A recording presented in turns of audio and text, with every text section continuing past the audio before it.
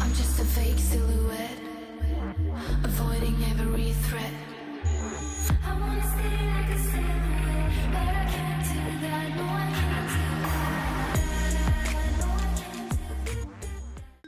Hey Internet friends, as we continue to chronicle the strange happenings of 2020 on this channel, today I want to discuss how American billionaires are now nearly 20% richer than they were before the United States economy shut down. That's over a $583 billion surge of wealth across the 0.001%, while 1.5 million working-class Americans applied for unemployment benefits just last week, bringing the number of individuals receiving unemployment aid to 30 million. Since working-class Americans and small business owners were the ones who were told by the government that they had to shut down their businesses during this time, even though businesses like Amazon remained open despite the stories of numerous outbreaks that occurred in their facilities. So today we're going to talk about the real looting that took place during the controlled demolition of the American economy. Pull it! Let's begin. I covered a story back in February about how a record number of major American CEOs stepped down at the beginning of 2020. There were many theories as to why these CEOs had been leaving in droves over the last year, peaking at the beginning of this year, ranging from theories like they had offices in China and saw the detrimental effects of the virus on the Chinese economy, so they had to get out of Dodge before things got bad, to the theory that they were tipped off by insiders to cash out on their stocks while prices were high and about to plummet from the economy shutting down, to the theory that these individuals might be bailing out before feeling the full force of an executive order signed in 2017 that authorized the seizure of assets of people and organizations involved in human rights abuse and corruption. Among the CEOs who stepped down were the CEOs of Disney, MasterCard, L Brands, otherwise known as Victoria's Secret, Uber Eats, Hulu, MGM, IBM, Salesforce, and LinkedIn. The Nestle CEO, Lockheed Martin, Morgan Stanley, Wells Fargo, BlackRock, Nokia, you get the picture. You've got a good mix of corporatocracy juggernauts, banking creatures, and government contractors. A record number of CEOs left their positions within 2 months' time in 2020, but really this was a trend over the past year or so.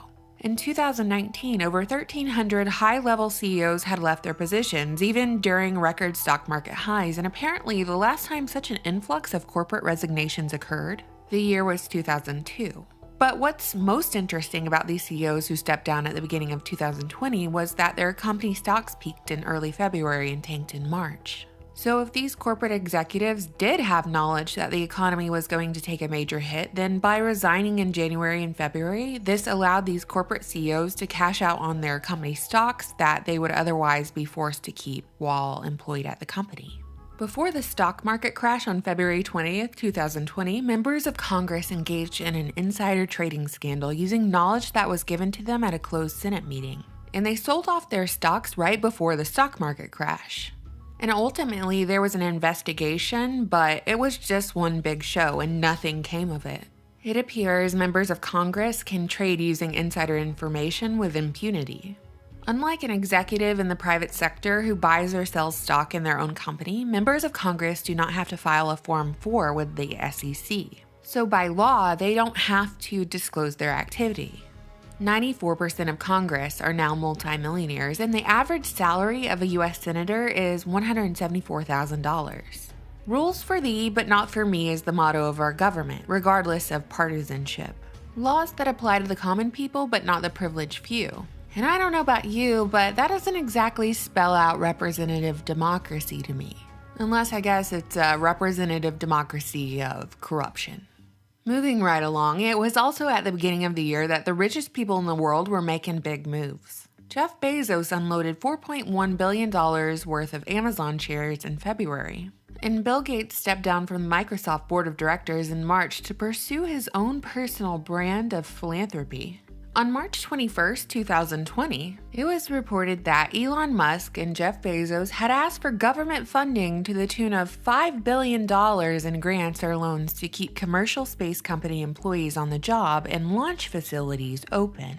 Since, of course, Elon Musk runs SpaceX and has a net worth of $42 billion, Jeff Bezos is founder of the aerospace company Blue Origin and has a reported net worth of $163 billion. Both Elon and Jeff Bezos wanted the IRS to give them cash for R&D or research and development tax credits. So the billionaires wanted government handouts while the rest of the United States was out of work and confined to their homes, receiving a measly $1,200 stimulus check. Not only that, but Jeff Bezos actually started a relief fund for his employees during this time that encouraged everyone to donate to his contracted employees and delivery drivers during the lockdown. So not only did Bezos, who is on track to become the world's first public trillionaire, ask for handouts from the government, but he also asked for donations from peasants to keep his employees paid. Keep in mind, the tiny mom-and-pop restaurant down the street from me gave away free food to those who were hungry during the lockdown, no questions asked. But billionaires asked for handouts from the public to fund their companies. Amazon has benefited from the pandemic more than any other retailer because the government decided Amazon facilities were essential and sold essential items. Meanwhile, the mom-and-pop hardware store down the road had to close. You know, like how the Walmart bakery stayed open, but the bakery owned by your cousin had to shut down because it wasn't essential. So with an increased demand for e-commerce as small businesses and in-person retail stores complied with statewide lockdown measures, Bezos' wealth grew in dollars more than any other billionaire. And isn't it interesting that all of these companies who had to ask for public and government handouts, cut hours, and lay off employees somehow found the funds to donate millions of dollars to organizations like Black Lives Matter? And now it's come out that the 5 wealthiest Americans, Jeff Bezos, Bill Gates, Mark Zuckerberg, Warren Buffett, and Larry Ellison, saw their wealth grow by a total of $101 billion over the last few months. And I wanted to discuss this today because it's like nobody cares. I think y'all care, but no one else does. They're happy working 40 plus hours a week at their job that barely pays the bills as long as they have their phone, with Instagram or TikTok on it and the television playing Netflix and 31 flavors of Baskin-Robbins ice cream to choose from. But beyond that, they don't care. So I'm just sitting over here wondering how to rephrase this. $583 billion of wealth has been transferred from the 99.99% to the 0.001% in a matter of months. $101 billion of that went to just 5 people, when the government told ordinary, everyday individuals they had to stay home and not work, while owners of massive corporations were given the okay to continue business as usual because they were identified by the government as essential. Now here's where it gets hairy because many of these billionaires walk a thin line between being a corporate executive and a government employee. Given that, like Bezos and Gates, for instance, were awarded exclusive government contracts throughout their career that ultimately got them where they are today. Taxpayers bankrolled the entire thing, Microsoft computers in every government building and school, special Amazon cloud contracts with intelligence agencies, special deals on shipping with the post office, which has financially hurt the post office, and now the American taxpayers give an $18 billion gift to the post office every year because of an Amazon exclusive corporate deal the United States awarded Bezos. I think it's safe to say that Bezos has a vested interest in keeping this lockdown going because he's the only retail ball game in town. Just like Bill Gates has a vested interest in keeping this lockdown going because he's invested in the cure for the virus.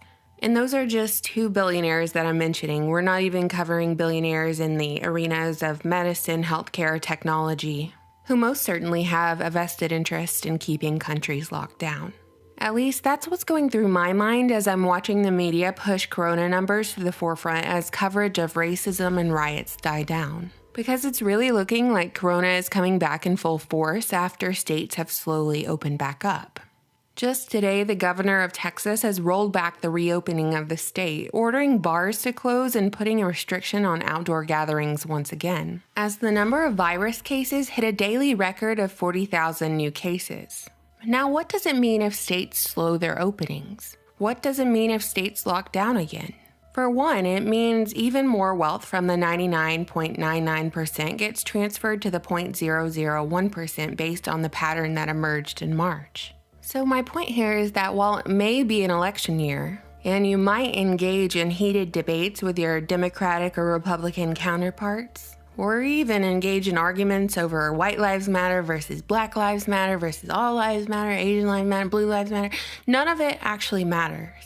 The media, owned by corporations and individuals who have no loyalty to our nation, peddle this great lie, this enormous myth that anyone can achieve this American dream of wealth and success. But look around. I would bet that nearly everyone you know is a wage slave who owns nothing in their possession, not their car, house, or education. Yet somehow we've all been conned into blaming each other, regular everyday people, for our problems.